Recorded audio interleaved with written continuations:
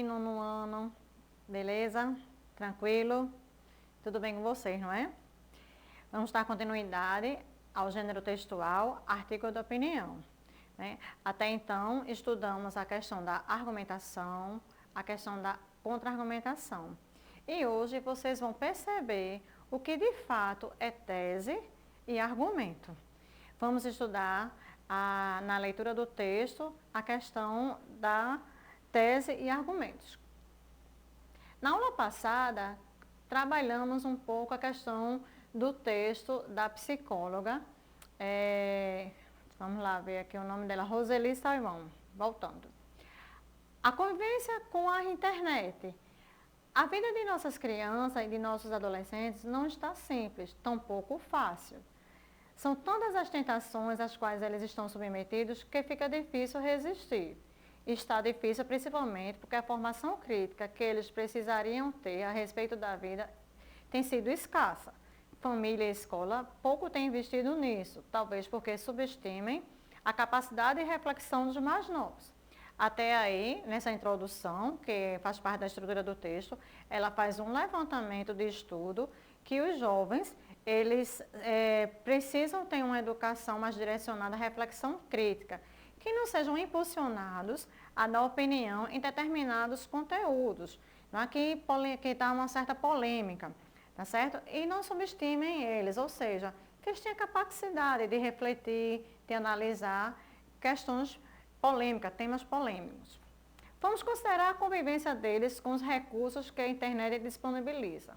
Um passeio por blogs, portais com artigos opinativos e ou analíticos, reportagens, etc. Logo mostra nos comentários a violência e a agressividade que as pessoas se manifestam. Sejam elas jovens, sejam elas adultas. Penso que a internet consegue arrancar o que há de pior em muitas pessoas. E aí você percebe um pouco a correlação com o discurso do ódio, seja qualquer tema. Então a gente deve ter esse cuidado, esse carinho de como trabalhar com nossos jovens a questão da reflexão, a questão da ética, a questão da tolerância e respeito. Vou reunir alguns acontecimentos de crianças e adolescentes na internet para ilustrar nossa conversa. Um jovem de 17 anos escreveu contando que abriram uma conta no Twitter, mas que estava prestes a fechar porque percebera que muita gente, inclusive ele, escreve coisas impulsivamente e depois se arrepende. Mas aí é tarde demais, porque o texto já se espalhou. Mais uma vez, ela pede para tomar cuidado no que escreve, no que relata, para que quando se arrepender, não tenha como voltar atrás, né? Porque depois que é publicado na internet, você não tem mais como voltar atrás, tá? Vejo constantemente depoimentos de adultos que dizem que a educação moral, ética, é papel da família. Mas consideremos o contexto da vida atual. A televisão educa, a internet educa, as peças publicitárias educam, os valores sociais educam também. Vejam, aí nós temos uma conjunção mais, né? É papel da família, mas consideremos o contexto da vida atual.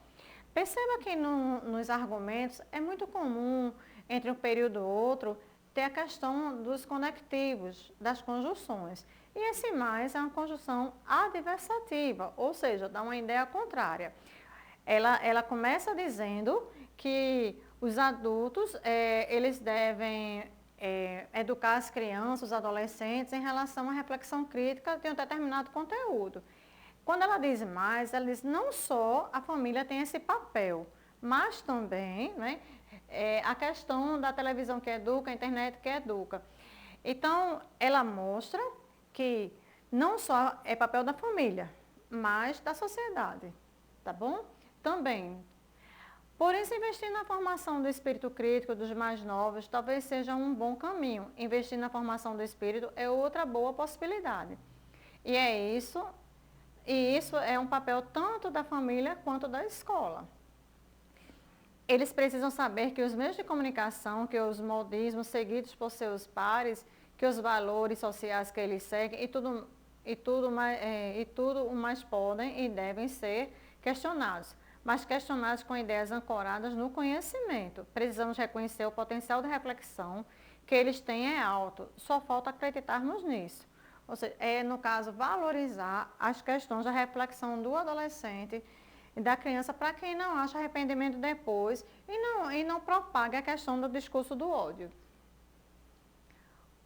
Como forma de superar os problemas destacados, a autora defende a tese de que a tese é a ideia principal. A família deve investir na formação do espírito crítico e nas virtudes dos jovens, para que eles possam refletir e questionar fatos, motivos e valores sociais.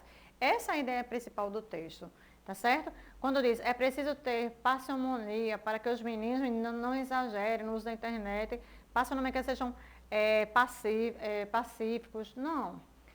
Os jovens necessitam desligar de seus perfis em redes sociais para não serem incitados a agir com violência e agressividade na internet.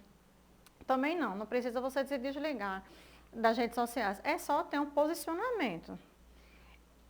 Em um contexto em que os jovens são expostos a diversos tipos de valores, crenças e opiniões, é responsabilidade total da família educá-los. Não, ela não disse isso, não só da família, como da escola também.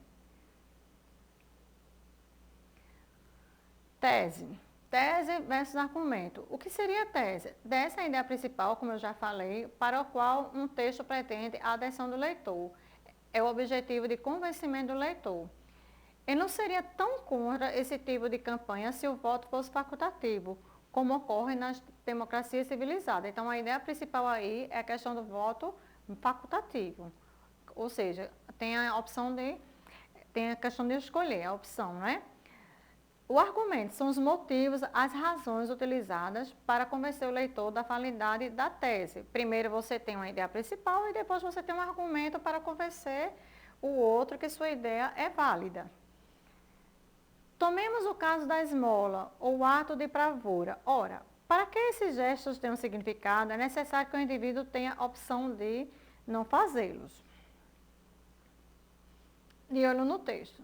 Você quer ser igual aos outros? Veja, nós trabalhamos a questão da opinião dos jovens em relação à internet, agora é um outro tema, uma outra temática.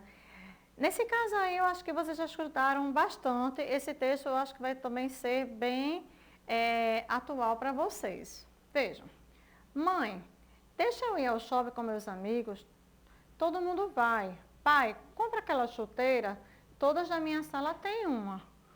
Por que só eu não posso jogar game? Ele já começa com a questão do argumento. Já usou uma frase parecida com essas? Não. E eu sei o motivo. Você queria tanto alguma coisa que decidiu apelar e dizer que todo mundo tem ou todo mundo faz. Afinal, essa estratégia costuma funcionar. Quem não já falou, todo mundo tem, todo mundo vai para aquela festa, né? Eu acho que todos nós já tivemos essa expressão, tentando convencer nossos pais a ter determinado produto ou a poder ter determinada festa. Quando você diz todo mundo, geralmente se refere a várias outras crianças ou algumas crianças que conhecem, mas não é todo mundo, não é mesmo? Vamos pensar. Por que desejar ter as mesmas coisas que alguns ou vários de seus colegas têm?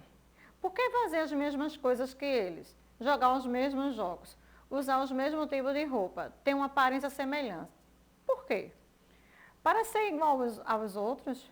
Pois saiba que, por mais que tente, é impossível ser igual ao outro, mesmo que faça ou que tenha as mesmas coisas que um colega.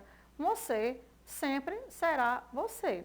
Aí já vem a questão da tese, é a ideia principal, ou seja, você não precisa ser igual aos outros. E mesmo que você utilize roupas que você pede, como diz aqui a questão do tênis, né? Da questão da chuteira, mesmo que você tenha mesmo uma igual, mesmo que você queira fazer tenha determinada atitude, querendo não parecer com o outro, isso você não vai deixar de ser você.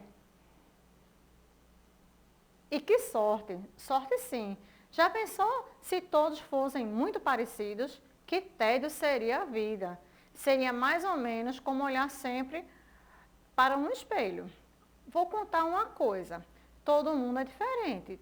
Todos. Agora me refiro a todo mundo de verdade. Somos seres humanos e isso é o que nós temos em comum. De resto, tudo é diferente. Então, veja, a autora, mesmo do texto anterior, da questão do adolescente, a convivência com a internet, Roseli Sayão, ela já trabalha a questão de você não ser igual às outras pessoas, mesmo que tenha um desejo de usar determinadas roupas, jogar alguns jogos de games, ou ainda a questão de ir para uma determinada festa porque todo mundo vai. Uma família não é igual a outra, casas, bairros e cidades não são parecidos. O corpo, a cor da pele, a voz e até o umbigo de cada criança são únicos. É assim mesmo. Há diferenças que você enxerga logo de cara, mas há outras que ficam escondidas ou que só vêm à tona quando conhecemos a pessoa por longo tempo. Então, em vez de querer ser igual aos outros, respeite as diferenças que você tem e, claro, as diferenças que os outros têm em relação a você. Parece fácil, mas não é. Muitos adultos ainda não aprenderam isso, mas uma coisa é certa, o diferente sempre irá existir e a vida é muito melhor quando há respeito. E vocês percebam que a questão da tese, o argumento da autora Roseli Sayão, que ela é psicóloga, é tão atual isso, né? Você, na medida que você entende que somos diferentes, você já vai ter a questão da tolerância e o respeito com o próximo. Então vamos à hora do desafio. Com base na leitura do artigo de opinião, você quer ser igual aos outros de Roseli Sayão? Qual é a ideia principal dela? Qual é a tese defendida pela autora? Segunda questão, qual desses argumentos a autora usa para defender sua opinião? As diferenças são externas, por dentro somos todos iguais. É preciso ser igual aos outros para ser aceito na sociedade. As diferenças são inerentes a todos os seres humanos. É promover as diferenças das crianças. Então, vejam, até a próxima aula. Espero que vocês consigam responder direitinho, tá bom? Um cheiro no coração de vocês. Até mais.